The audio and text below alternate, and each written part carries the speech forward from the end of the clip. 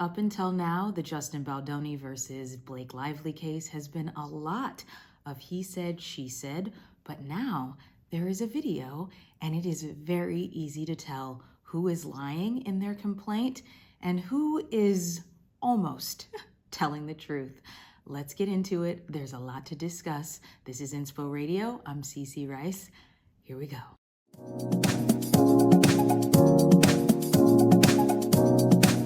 Before we get into the video, which makes it very clear who is telling the truth about these events and who is exaggerating, let's read pieces from each of their complaints about the video in question.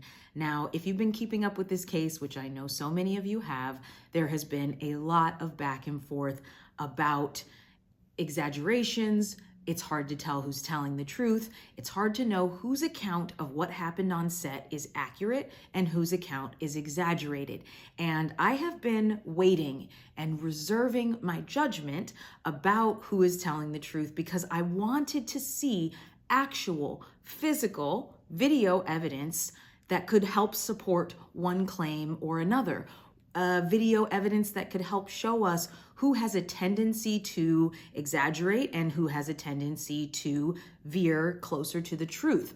And this video that finally came out, which is some behind the scenes footage from the movie, It Ends With Us, really shows us very clearly who has that tendency to exaggerate and who has the tendency toward saying what might be closer to the truth.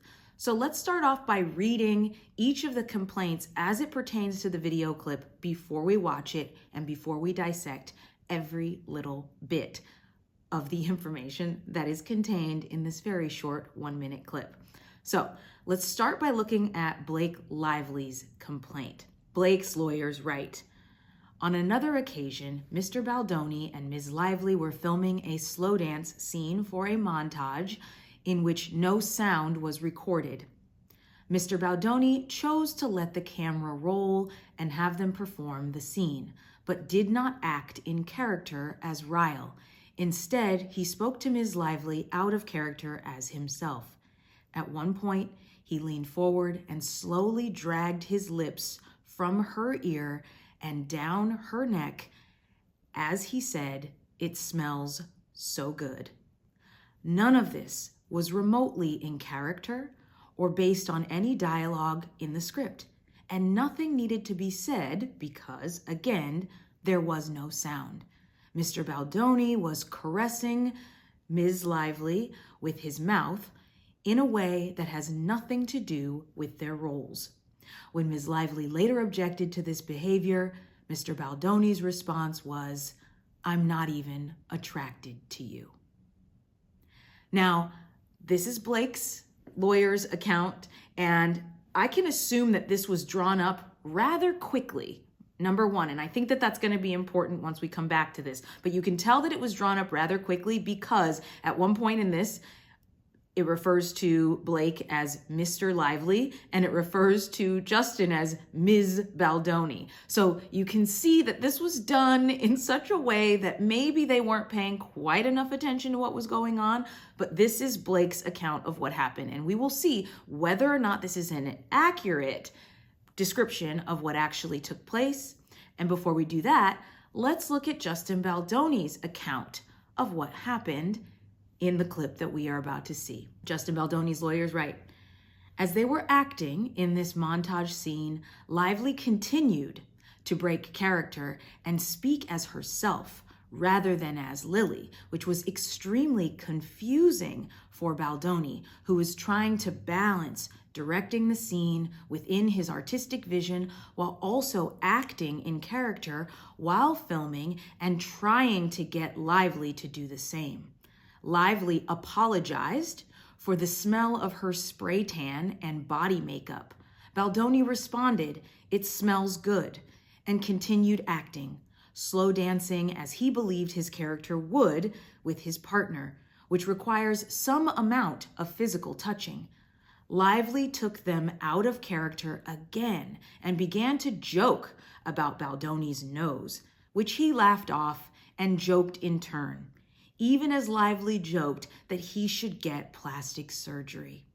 Lively incorrectly alleges that this scene was filmed without sound. Baldoni was wearing a microphone, and the entire exchange is captured on camera. Any suggestion that this scene was filmed in any manner other than pure professionalism by Baldoni is unequivocally countered with actual evidence. Her allegation of sexual harassment is a documented and knowingly fabricated lie. So according to Justin Baldoni, there's a lot of characterizing language in this complaint. Things like confusing for Baldoni. He's trying to balance directing the scene with his artistic vision while also acting in character and trying to get Lively to do the same. There's a lot of language that characterizes what is happening in this scene as alleged by Baldoni and his lawyers. So let's take a look at the scene in question and let's see who's telling the truth about what happened, which can help us understand better who is telling the truth overall. So here we go. Okay, so there we see the smelling. Noses are touching. And now he starts. I'm probably getting spray tan on you. It smells good. Well, it's not bad. It's my body makeup. Okay, you see touching there. Now watch her chin.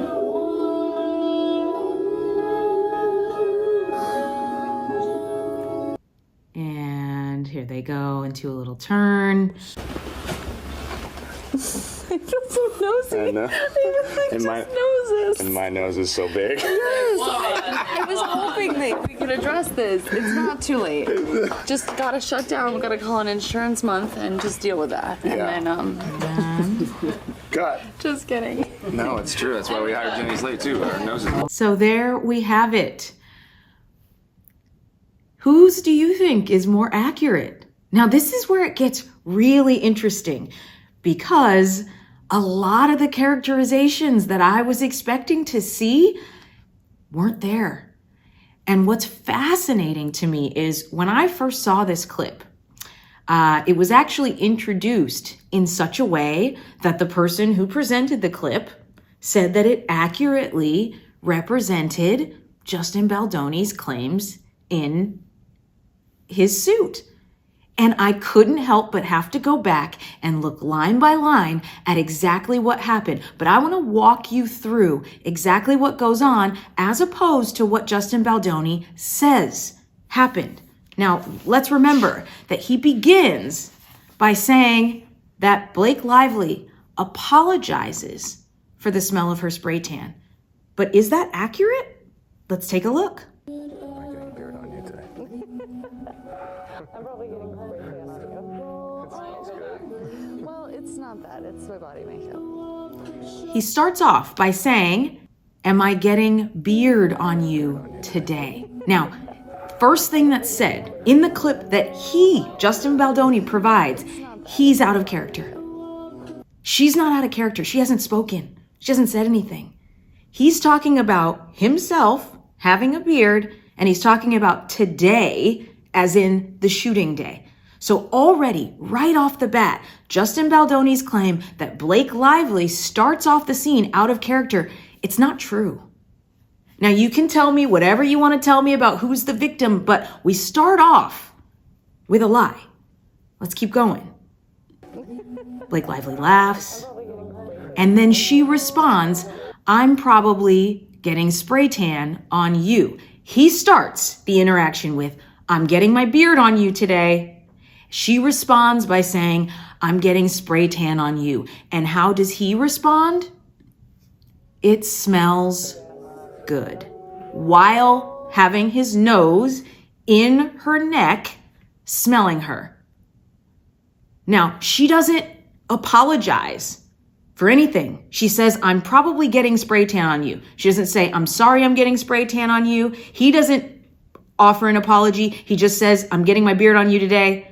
She says, "I'm probably getting spray tan on you." There is no apology. So now we've got two fabrications from Justin Baldoni.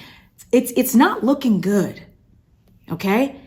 Now, him saying it smells good, there is nothing about him trying to stay in character or being in character that would mean that he would need to say that it smells good. We as an audience cannot smell her. We are not hearing this audio. So whatever is being said, no one will ever hear besides them and now us, because it's choosing to be shared. But she knows that in the film itself, the audio doesn't matter. And then she says, well, it's not that. It's my body makeup. So it's not my spray tan. She says, I'm probably getting my spray tan on you. She corrects him. No, the spray tan doesn't smell good. It's actually my body makeup that smells good. So all she's doing is correcting his assumption that what he was smelling was, in fact, her spray tan. She doesn't welcome that. She doesn't ask for it.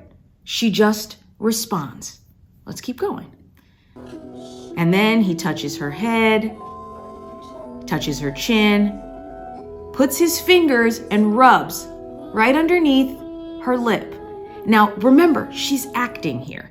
And her character at this stage in the film is very interested in him. And so that's what she has to continue to act. But watch what happens. Now, if we freeze frame it right there, what would be the next logical thing that you would expect to happen between two people who are playing lovers? Their lips are very close to each other.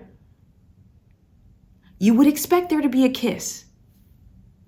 But there isn't a kiss scripted. So in the world of film, you don't just put a kiss in if there's not one scripted. So watch what happens instead. What does Blake do? She lifts her chin and smiles. Instead of reciprocating what he initiates by rubbing below her lip, putting his mouth next to her mouth, she shifts her chin, smiles, and goes into this spin. And they spin, they hold hands, and then here we go. Now we get to the nose part. Okay, so his allegation says that she began. He uses the language, she began, to make fun of his nose. But what actually happens? She says, I feel so nosy. I mean, it's like just noses. She's not implicated him whatsoever. She implicates herself. I feel nosy. It's just noses. She's talking about both of them. And what does he say in response? I know. My nose is so big. Now, she never says his nose is big. And then she does agree with him. He is the one that brings up that his nose is big, not her. He initiates that. She agrees with him once he introduces it. And she says, yes, I was hoping that we could address this. And he laughs, which acknowledges that he knows that it's a joke. She says, it's not too late. Just got to shut down, got to call an insurance month, and just deal with that. Now, what is she talking about? What is she joking about now? Now that he said his nose is so big, she basically says, we can deal with it. She starts joking about getting a nose job. She's talking about how you would go about proceeding through production or pausing production so that he could get a nose job. This is very clearly a joke that he initiates by saying that his nose is so big. And the joke goes on, they're bantering, and he says, yeah. So he agrees. And then she says, just kidding. So if it wasn't already clear that she was kidding, she does also say, I'm just kidding, after the fact, after he introduced the size of his nose, not her. He calls cut. And then this is what's most important. He says, no, it's true. That's why we hired Jenny Slate too. Our noses match. So he's the one that introduces the trope. Okay, this is a racist trope that if someone else were to introduce it who was not, I'm not really sure why he introduces this trope about noses. It is uncomfortable to me, but I'm not in the scene and I'm not the one whose nose is being talked about. But he brings in Jenny Slate's nose. He brings in the size of his own nose, and Blake Lively plays along. Now, whether or not you think she's funny, whether or not you think she should have played along, she says, just kidding. And it seems to me that her account is the most accurate. But let's go back and let's actually look at the language again, because if there's any confusion, let's clear it up right now.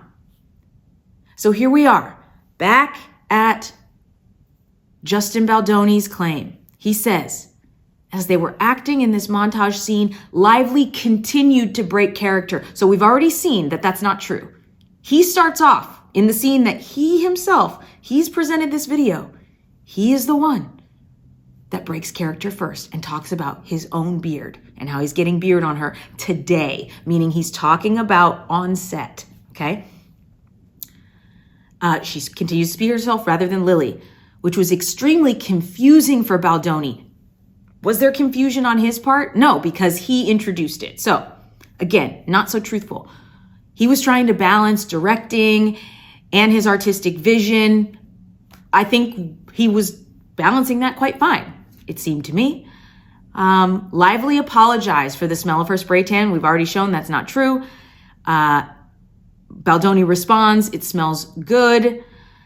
Those two things happen out of order. Okay, so again, just mischaracterization. And it would be different if Justin Baldoni was the one to mischaracterize this scene if he had not also been the one in possession of this footage. Blake Lively hasn't seen the footage when she gave her account, and yet her account is more accurate. But let's keep going through his. He says it smells so good. They continue slow dancing, which requires some amount of physical touching. No slow dancing requires touching of the face, below the lip. The hands, yes, absolutely. But there is unnecessary touch. So to include that is unnecessary because he could have left that out. There was no reason to include that touch was necessary because the touch that happens in the clip is not all necessary touch for dance, okay? So if we're going to be critical, let's be critical. You're going to file lawsuits. Let's tell the truth and let's call it like we see it. Now, here we go with the nose stuff. Lively took them out of character again, which she never did the first time. So again, mischaracterization, and she does not begin to joke about Baldoni's nose. In fact, like we just saw, she jokes about how she feels about their noses being together. She doesn't joke about his nose. He does that first, especially. And even as Lively joked that he should get plastic surgery. Now, she does joke about how it can be dealt with, but you see how that mischaracterizes it because he's the one that brings up that the nose is so big and she's the one that says, hey, there's a solution for that. We can fix that. She's not saying you have to get plastic surgery. She's saying you just called your nose big. You don't have to, if you don't like your nose, we can fix that. Lively incorrectly alleges that this scene was filmed without sound. That's not entirely accurate, and we can get into that more. Baldoni was wearing a microphone. The entire exchange is captured on camera, which is interesting because, yes, it is captured on camera, and yet he's the one that mischaracterizes it. Fascinating. Any suggestion that the scene was filmed in any manner other than pure professionalism by Baldoni is unequivocally countered with actual evidence. It actually isn't.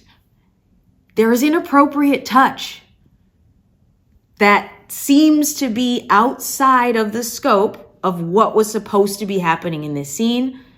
Justin Baldoni is in fact the one that breaks character. But let's go back to Blake's complaint before you tell me that I'm being paid by Blake Lively to do this, when I'm showing you the evidence right in front of your face so you can see it for yourself. I don't have a dog. I don't have a horse. I don't have any animal in this fight or in this race. So let's look back at Blake's account.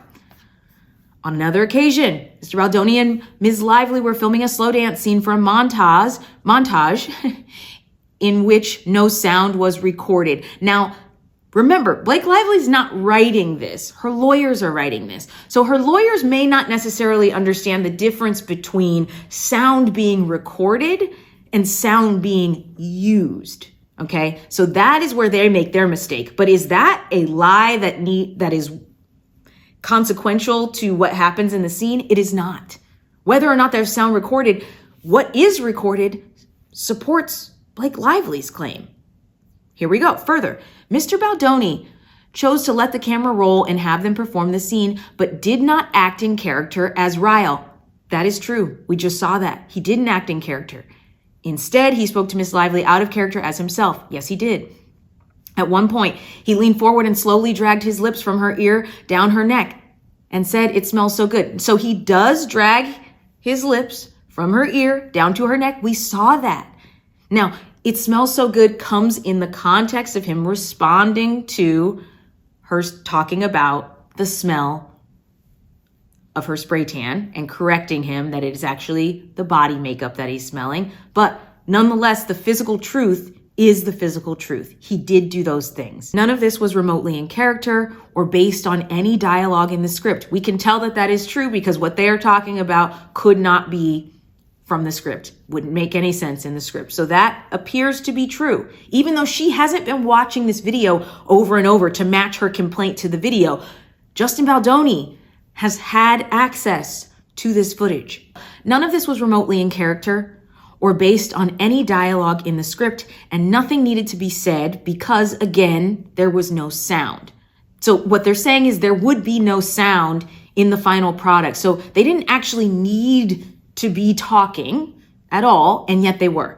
Mr. Baldoni was caressing Miss Lively with his mouth in a way that had nothing to do with their roles. Now, he did do that. Whether or not it had anything to do with their roles, that is debatable. But what is being said here, that he was doing things with his mouth, that is physically true based on the video we just watched.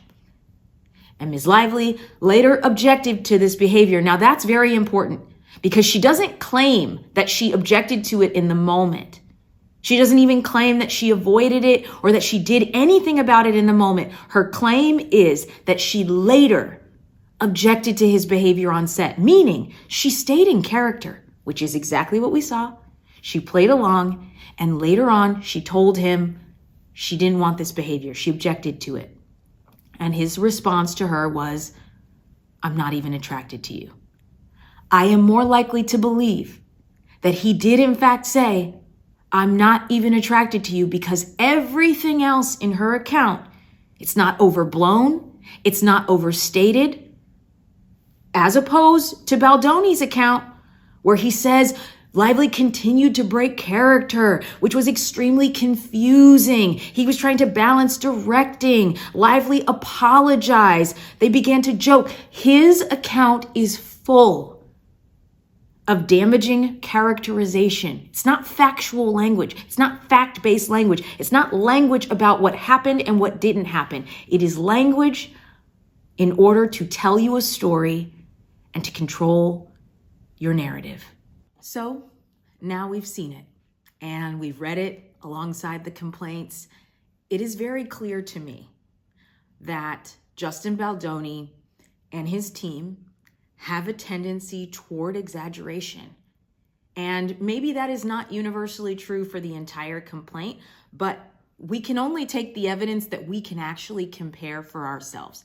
Everything else is about someone else's outside characterization of an event that we didn't see take place. We don't know which text messages are altered and what's missing and what's not there. But what we do know is that this is the way that these two people have characterized a scene that we could watch with our own eyes. And one of them very clearly fabricated events that took place there, and another did not. What is very clear to me about this entire account and the entire issue between Baldoni and Lively is that this is all the product of too many boundaries being crossed from the very beginning. This whole thing is so messy because too many people are wearing too many different hats.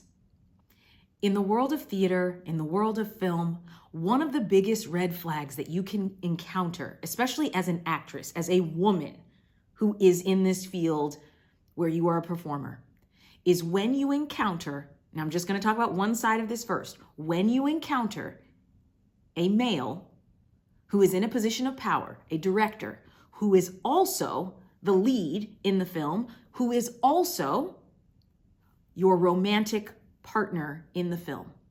So they both get to direct, cast, decide what you do with your body and how you say your lines, and they are your co-star, which is typically meant to be a very balanced position. Two people who work opposite one another, whose safety and security is dependent upon the other in equal weight. Now, when the other person is also the director, the lines are blurry because now they get to also tell you what to do with your body, how to do it, how to say your lines, and they get to be on the receiving end of it, and you have to be on the receiving end of all of their energy. That is a boundary that causes problems on sets. Period. It just is. And so it is no surprise to me that this whole thing has exploded. And let's go further with the boundaries being crossed, because not only is Justin Baldoni the director, but he also owns the rights to the story. So there's another boundary being crossed where he owns the rights, he's directing, he's the romantic lead. There's a lot of hats that he's wearing that puts everybody else in his orbit in a position where they do not have the typical ways of dealing with the power structures on set. There are typical ways that you deal with power structures. If you're having an issue with your co-star, who do you go to? The director. If your co-star is the director, who do you go to? Well, if you're also a producer, here we go again. Now there's more confusion because now there's other producers. And so now the producer-director relationship is not necessarily producers here, director here. That is not always the way that the hierarchy works out, even if it seems to be that way financially. Okay?